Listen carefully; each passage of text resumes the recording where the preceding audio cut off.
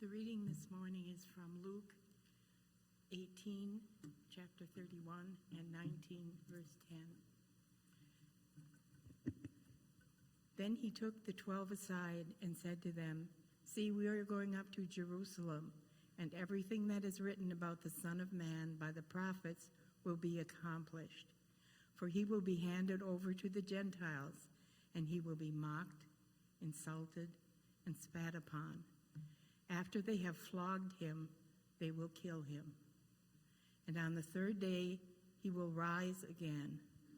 But they understood nothing about all these things. In fact, what he said was hidden from them, and they did not grasp what was said. As he approached Jericho, a blind man was sitting by the roadside begging. When he heard a crowd going by, he asked what was happening. They told him, "Jesus of Nazareth is passing by." Then he shouted, "Jesus, Son of David, have mercy on me." Those who were in front sternly ordered him to be quiet, but he shouted even more loudly, "Son of David, have mercy on me." Jesus stood still and ordered the man to be brought to him. And when he came near, he asked him, "What do you want me to do for you?" He said, "Lord, let me see again." Jesus said to him, "Receive your sight. Your faith saved you." Immediately he regained his sight and followed him, glorifying God, and all the people, when they saw it, praised God. He entered Jericho and was passing through it. A man was there named Zaccaeus. He was a chief tax collector, and he was rich. He was trying to see who Jesus was, but on account of the crowd he could not, because he was short in stature. So he ran ahead and climbed a sycamore tree to see him, because he was going to pass that way. When Jesus came to the place, he looked up and said to him, "Zaccaeus, hurry and come down, for I must stay at your house today." So he hurried down and was happy to welcome him. All who saw it began to grumble and said, "He has gone to be the guest of one who is a sinner." Zaccaeus stood there and said to the Lord, "Look, half of my possessions, Lord, I will give to the poor. And if I have defrauded anyone of anything, I will pay back 4 times as much." Then Jesus said to him, "Today salvation has come to this house, because he too is a son of Abraham. For the Son of Man came to seek out and to save the lost."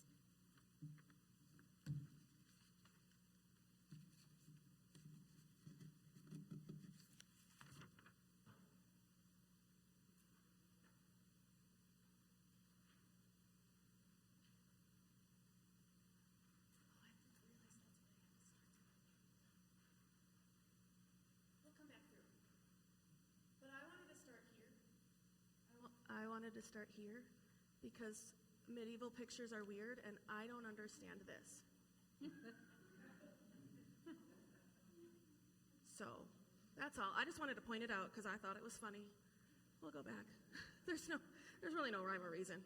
But that is to say, we're going to start at the end of our reading. There are several very important, I'm so sorry, Melissa, I moved. I'm not in the spots where I'm supposed to be. So sorry. Excellent stories.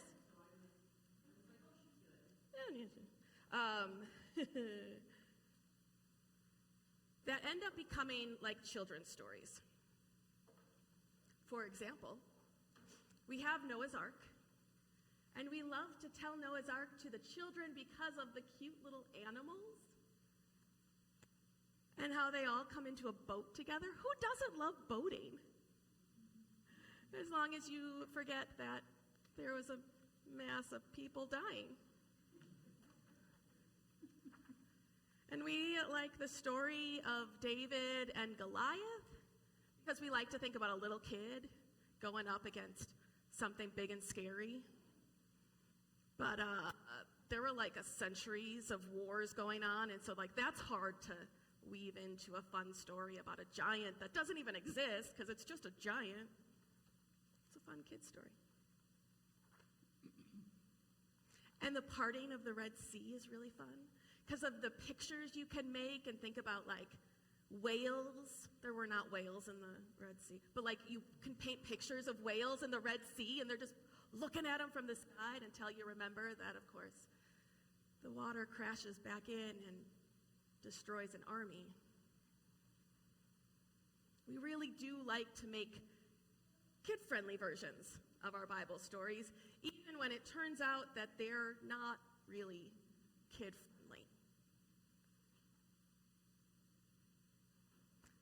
We get to our story of Zaccaeus today.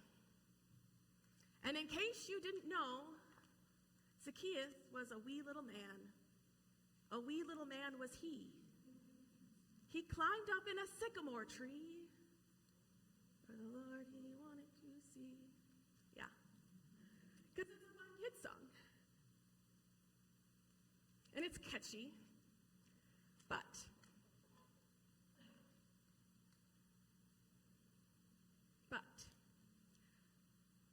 if most of our stories in the Bible can be turned into children's stories if we ignore parts of it, then maybe our story of Zaccaeus is also not just a fun children's story.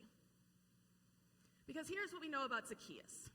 He was a tax collector, and Luke describes him as short, and he had to scurry up a tree, which is apparently the way the Greek is.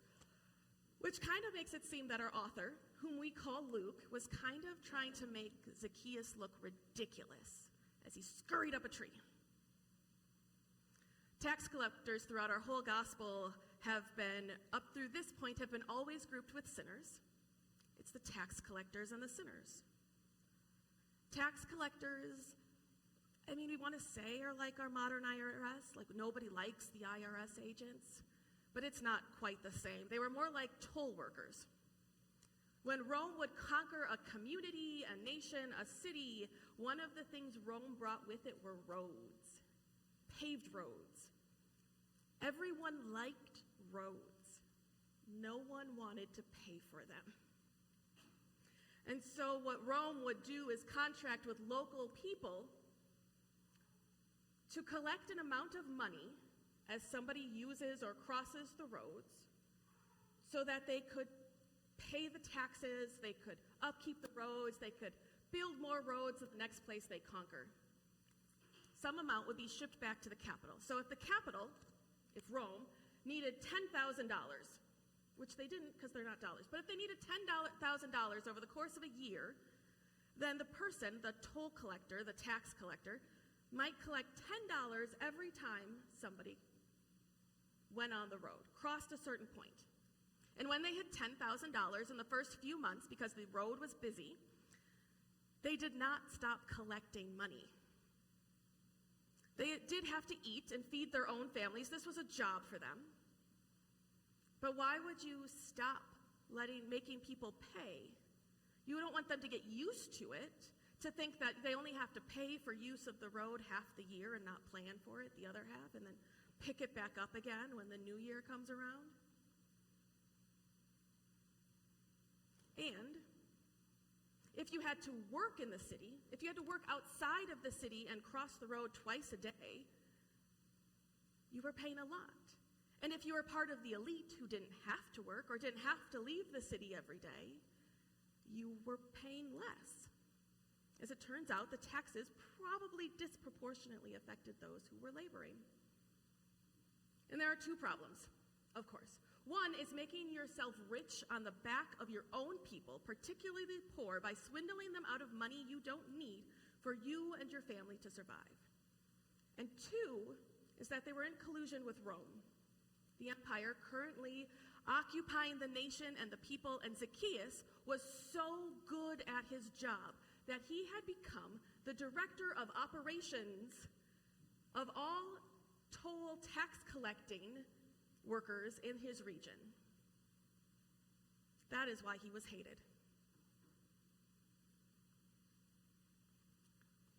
Or, as the scholar Michael Card wrote, Zaccaeus is not misunderstood. He's not a victim of circumstance. He has chosen to work with the Romans to bilk his own people. So successful was he at his job that he had risen in the ranks to become the chief tax collector. The people didn't despise him because they were closed-minded and judgmental. They despised him because he is slimy, good-for-nothing thief, and he knows it. Which is a bold statement. In our story, we're told that the story that we're told is that something between Zaccaeus and Jesus, some conversation that they had, something about Jesus compelled Zaccaeus so much that he needed to see Jesus. And he would not be deterred, and he would not be shut out, and he would not miss his chance, and he would not let a crowd of people taller than him keep him from seeing Jesus. So he climbed in a tree, and Jesus saw him there and invited himself over to dinner. And the crowd grumbled.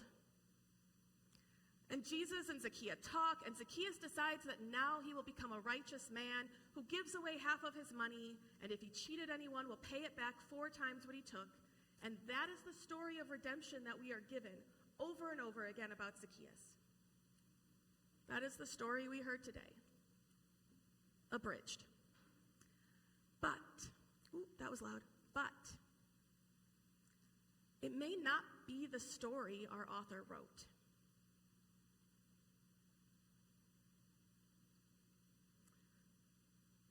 Now, novelist, I was going to practice this.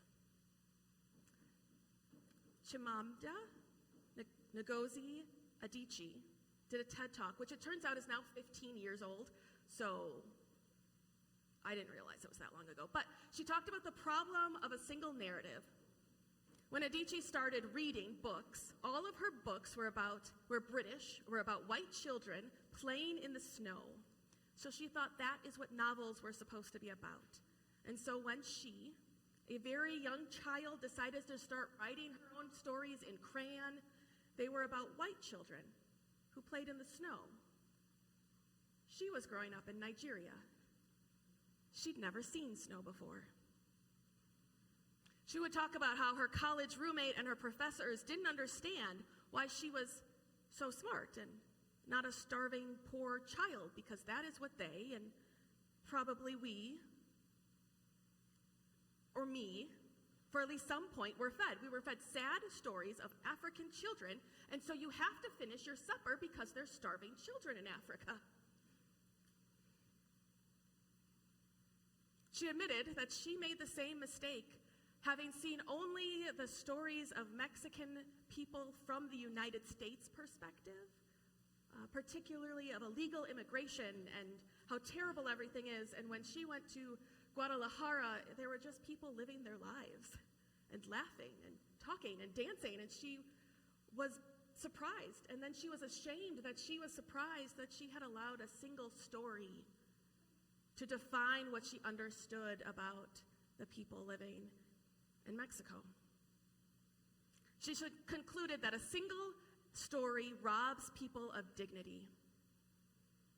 It makes recognition of our equal humanity difficult, and it emphasizes how we are different rather than how we're similar.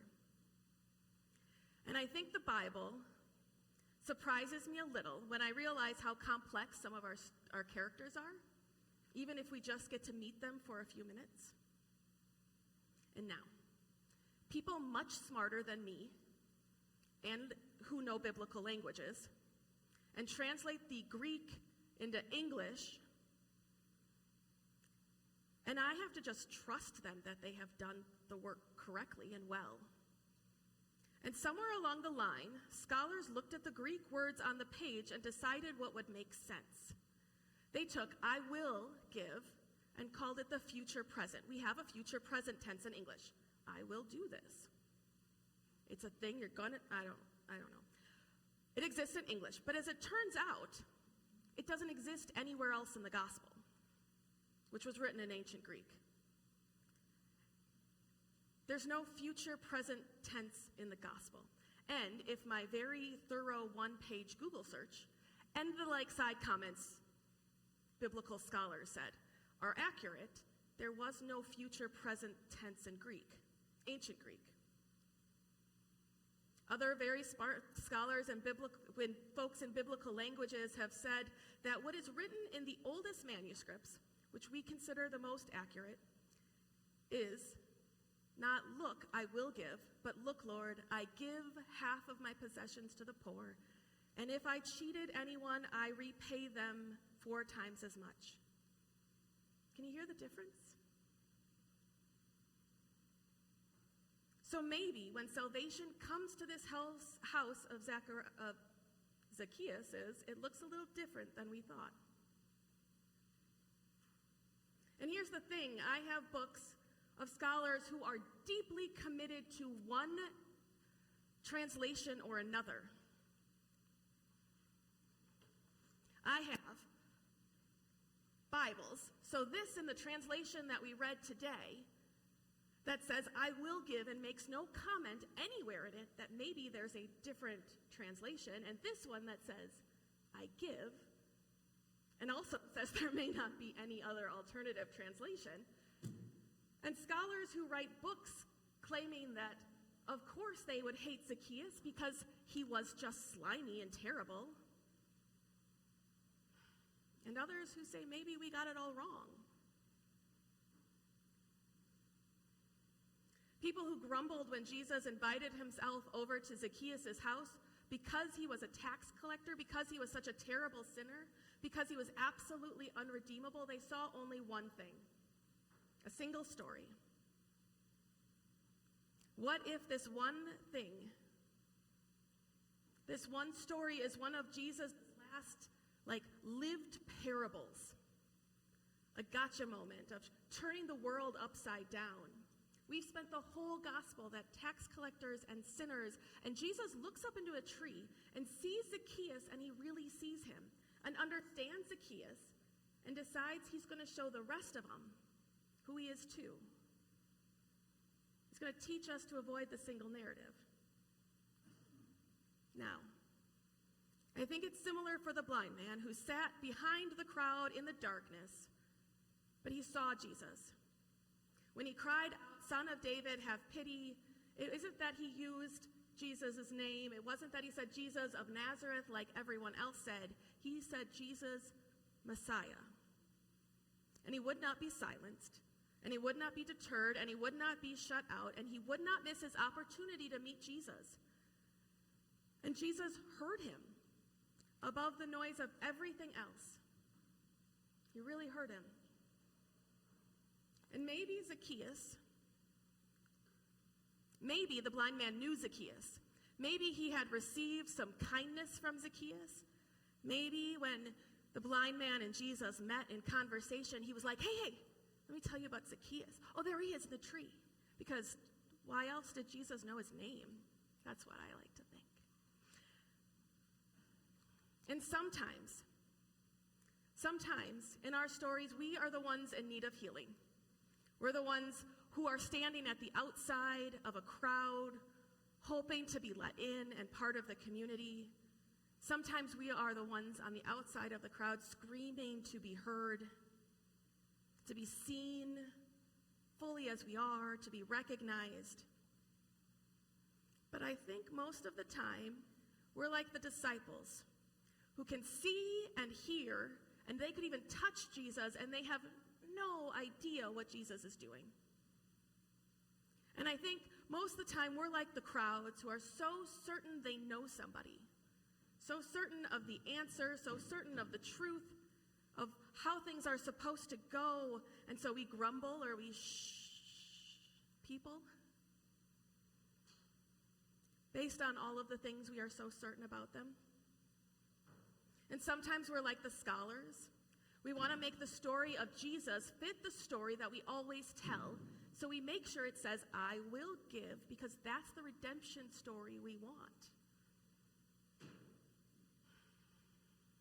We want to make the story of Jesus fit the story we want to tell, and we see this in the story of Christian nationalist and of bodybuilder Jesus, who's real tough, kind of angry. But we also see it when we want to make Jesus just nice, never upset anyone, and never asked his disciples or us to expect anything more of us than just being nice or a couple of hours every week. Now, my friends who are preaching Zaccaeus today, I only know one friend I know other people preaching. My one friend who's preaching Zaccaeus today is talking about how Zaccaeus is a rich villain, and we have to love him anyways. And that is a nice sermon with really hard implications, because if you start to put rich villain with modern names in it and talking about having to love them anyways, people who take advantage of others for their wealth, that's not an easy sermon. So you can have that. If that is the good news you need today, we love them anyways, because God loves them.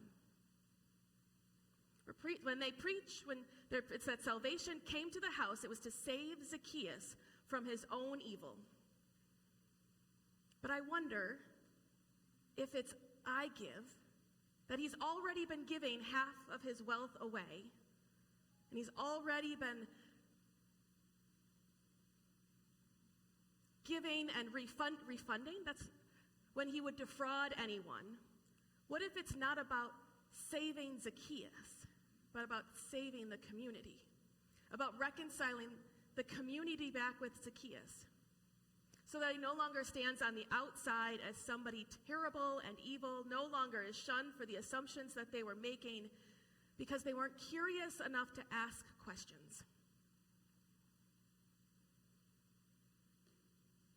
And I think the story can still be problematic. You're getting all of my inside thoughts on this. Because he is complicit of working with the empire. And there have been calls recently to boycott certain stores, like, for example, Target, because they abandoned their DEI work. But there are also good people who work for Target, and that is how they pay their mortgage or their rent or the food on their table or the roof over their head. They pay and care for their families. Sometimes there aren't easy answers. And if it weren't Zaccaeus, it might be someone else who doesn't give half of their wealth back to the poor.